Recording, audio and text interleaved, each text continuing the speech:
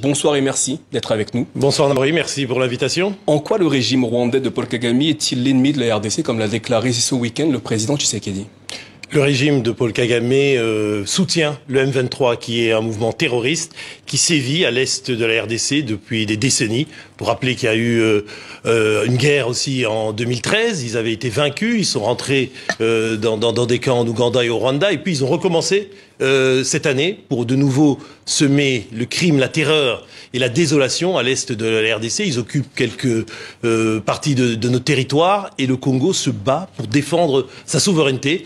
Et comme il est établi avec des preuves concrètes, qui d'ailleurs sont aussi recueillies dans un rapport des Nations Unies. Rapport confidentiel, hein, il faut rapport préciser. confidentiel, mais dont des fuites ont été, disons, déjà diffusées. Et puis aussi, il y a eu notamment le travail du GIEC, le groupe d'études pour le Congo, qui est un groupe indépendant, qui l'a dit que le Rwanda soutient le M23. D'ailleurs, dernière chose en date, aujourd'hui même, Anthony Blinken, le secrétaire d'État américain, a fait un tweet où il urge en anglais, ça veut dire, il demande instamment, urgemment, au président Paul Kagame de cesser son soutien au M23. Cela fait des mois que le pouvoir congolais accuse Paul Kagame de soutenir la rébellion du M23. Toutefois, aucune preuve accablante n'a été fournie par le pouvoir congolais. Pourquoi les autorités congolaises ne dévoilent pas les éléments en leur faveur? Mais des preuves accablantes ont déjà été fournies, comme on dit en anglais, smoking guns evidence.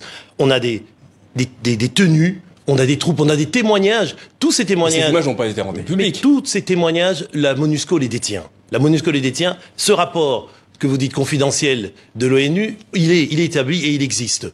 Et en plus, toutes les instances internationales qui de plus en plus commencent à voir la vérité et à dire surtout la vérité en demandant au Rwanda de cesser l'aide au M23, sachant bien que la solution de la paix durable au Congo se trouve non pas à Bunagana, là où sont le M23, mais se trouve à Kigali. C'est Kigali qui détient la clé de la fin des hostilités en RDC. Au sujet des hostilités, la semaine dernière, les combats entre l'armée et les rebelles du M23 ont repris après plusieurs jours d'accalmie. Comment expliquez-vous que les forces congolaises ne parviennent pas et ne sont pas en mesure pour le moment d'arrêter cette avancée des rebelles du M23 dans l'est du territoire congolais? Les forces congolaises sont en mesure de le faire et elles le font et elles le feront. Mais il y a en même temps un processus diplomatique qui est en jeu, un processus diplomatique qui est en marche. Et précisément, le 23 novembre dernier, à Luanda, il y a eu un mini-sommet, vous avez suivi, un mini-sommet au bout duquel certaines décisions ont été prises, avec un chronogramme, un calendrier précis, qui disait que le M23 devait d'abord déposer les armes, se retirer, être cantonné, désarmé. C'est plutôt l'inverse qui se produit actuellement. Mais c'est le M23 qui ne respecte pas ces engagements. Les engagements qui ont été pris par le Rwanda pour le M23, souvenez-vous. C'est-à-dire que c'est une reconnaissance, si vous voulez, explicite du Rwanda que c'est eux qui tirent les ficelles, puisque c'est un ministre des Affaires étrangères rwandais qui a signé au bas des décisions du sommet de Luanda. Et bien, de ce point de vue-là, le M23 doit désarmer et doit se retirer et peut-être justement, à certaines conditions, rejoindre le processus de pourparlers politiques intercongolais, si ce sont vraiment des Congolais, à Nairobi, ce dont vous avez parlé dans votre précédent sujet. Hier, plusieurs manifestations, notamment à l'appel de l'Église catholique, se sont déroulées sur le territoire congolais.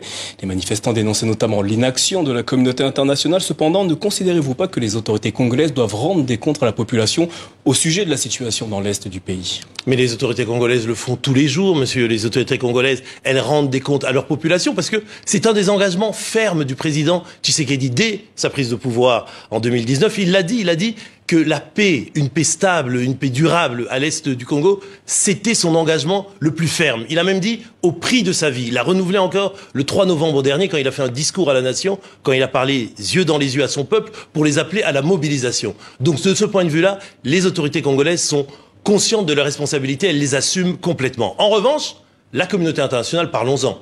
Vous m'invitez aujourd'hui sur TV5, vous le faites de temps en temps avec des responsables congolais, mais il faut en parler. Il y a eu un massacre à Kicheche récemment. On parle de près de 120 morts, mais on n'entend pas les médias. Il y a un silence assourdissant de toutes les chancelleries occidentales. Pourquoi? Est-ce qu'un mort congolais ne vaut pas un mort d'un autre pays? C'est un scandale, monsieur. Ça fait 25 ans qu'au Congo, on tue, on viole et on brime le peuple congolais. On en a assez au Congo, on a envie que ça change. Selon le président rwandais, Félix Tshisekedi entretient cette crise entre la RDC et le Rwanda dans le but de repousser le scrutin prévu en décembre 2023. Le glissement du calendrier électoral est-il une option pour le président congolais? Deux questions dans votre question. Première question, d'abord, les propos du président Kagame. Je pense que on pourrait dire que c'est une manœuvre de diversion. C'est gros comme un camion, comme diraient les jeunes. C'est-à-dire que le sujet aujourd'hui, c'est le conflit à l'Est. C'est le M23 qui doit déposer les armes, se démobiliser et aller dans des cantonnements. C'est ça le sujet. Et le président Kagame, il ne trouve rien de bien que de commencer à faire des considérations sur les élections au Congo. Il n'est pas un modèle de démocratie. Je referme la parenthèse du président Kagame. En revanche, les élections au Congo, vous savez, il y a une CENI chez nous. CENI, ça veut dire, le I de CENI, ça veut dire indépendant. Hein, c'est la Commission électorale nationale indépendante. Elle fait son boulot. Elle a reçu l'argent de la part du gouvernement, c'est-à-dire les engagements de l'État congolais sont tenus pour que la CENI puisse organiser des élections. Ils ont publié le calendrier électoral récemment. Le 20 décembre 2023 auront lieu dans ces élections présidentielles. L'enrôlement va commencer dans les jours qui viennent.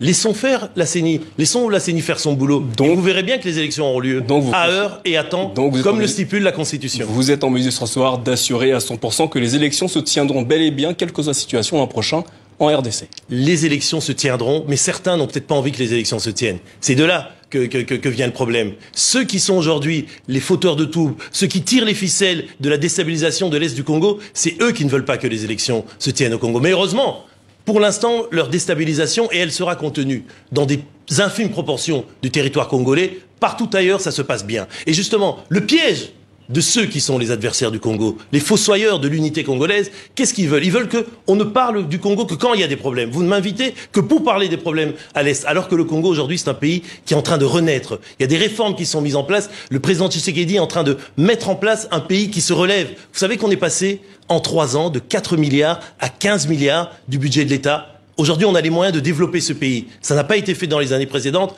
mais malheureusement, certains ennemis du Congo veulent nous ramener toujours à des problèmes d'insécurité, à des problèmes de déstabilisation dans l'Est. On terminera sur ces mots. Eric Nindou, merci d'avoir répondu à nos questions ce soir. Merci beaucoup.